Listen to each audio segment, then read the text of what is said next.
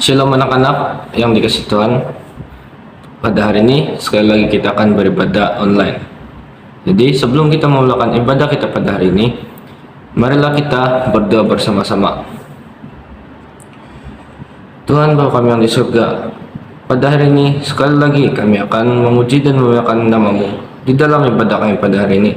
Jadi kami juga ingin berterima kasih karena Engkau telah menyertai kehidupan kami dan telah memberikan kami kesehatan yang baik sepanjang kehidupan kami. Dalam nama Tuhan Yesus kami berdoa dan mengucap syukur. Amin.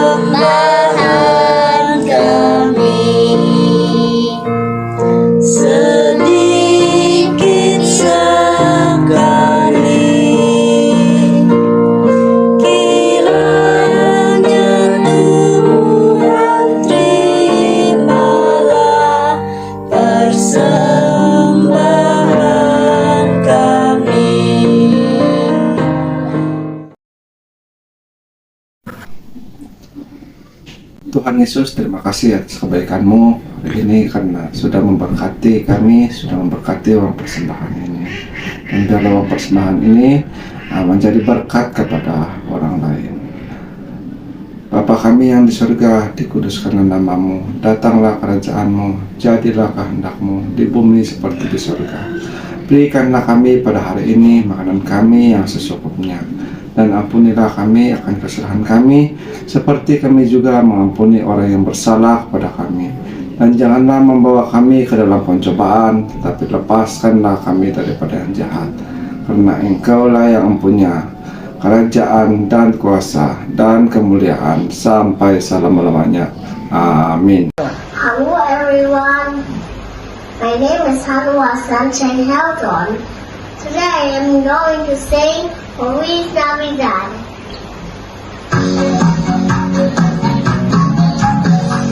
Feliz Navidad. Feliz Navidad. Feliz Navidad. Prospero año felicidad. Feliz Navidad. Feliz Navidad. Feliz Navidad, prospero año felicidad. Wish you a Merry Christmas. I wanna wish you a Merry Christmas.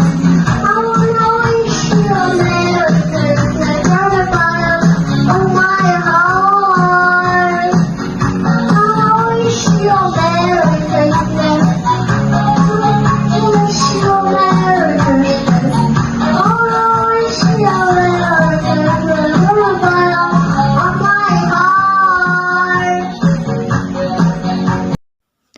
Shalom, Happy New Year 2025.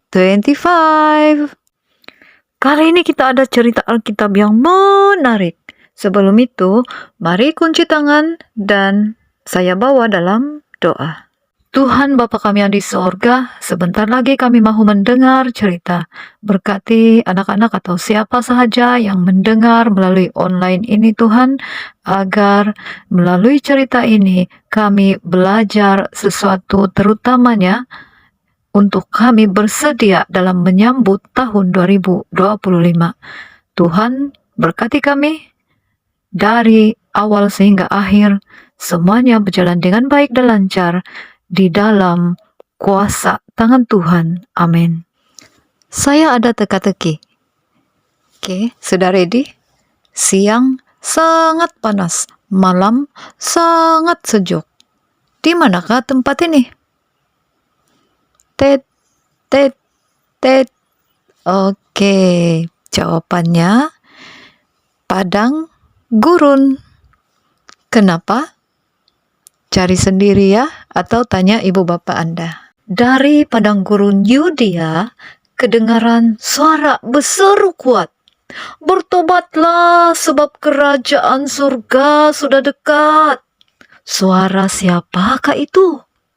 Oh, itulah Yohanes. Dia selalu memakai jubah bulu unta dan ikat pinggang kulit. Dan makanan kegemarannya ialah belalang dan madu hutan. Yohanes Pembaptislah yang dimaksudkan Nabi Yesaya di Perjanjian Lama. Suara yang berseru kepada orang untuk bertobat dan mempersiapkan jalan bagi Tuhan. Itulah cerita kita minggu ini.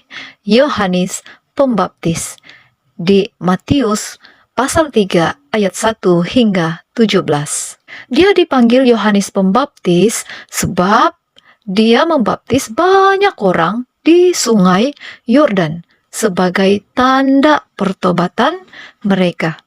Satu hari, datanglah Yesus dari Galilea ke Yordan kepada Yohanes untuk dibaptis. Tetapi Yohanes mencegah dia, katanya, "Akulah yang perlu dibaptis olehmu dan engkau yang datang kepadaku?" Lalu Yesus menjawab, "Biarlah hal itu terjadi. Kerana demikianlah sepatutnya kita menyatakan seluruh kehendak Allah." Dan Yohanes pun menurutinya. Anak-anak, Yesus sendiri datang kepada Yohanes untuk dibaptis, meskipun ia tidak berdosa. Setelah Yesus dibaptis, langit terbuka. Roh Kudus turun seperti burung merpati, dan suara Allah Bapa berkata, "Inilah anakku yang kukasihi, kepadanya lah aku berkenan." Nah, anak-anak, beberapa hari lagi tahun 2024 akan berakhir. Setahun sudah berlalu dan diganti dengan tahun baru 2025. Adakah Anda sudah sedia dengan azam baru yang lebih baik? Bagaimana azam 2024? Sudahkah tercapai? Sedia atau tidak, peralihan tahun ini pasti tidak dapat ditunda atau diperlambatkan. Betul tak? Nah, betul lah tuh. Nah, cerita minggu ini membantu kita bersiap untuk melangkah di tahun baru 2025. Pertama, anak-anak, hidup dalam pertobatan. Jalani 2025 dengan hidup dalam pertobatan. Yohanes mengingatkan kita untuk bertobat dan meninggalkan dosa agar siap menyambut Tuhan.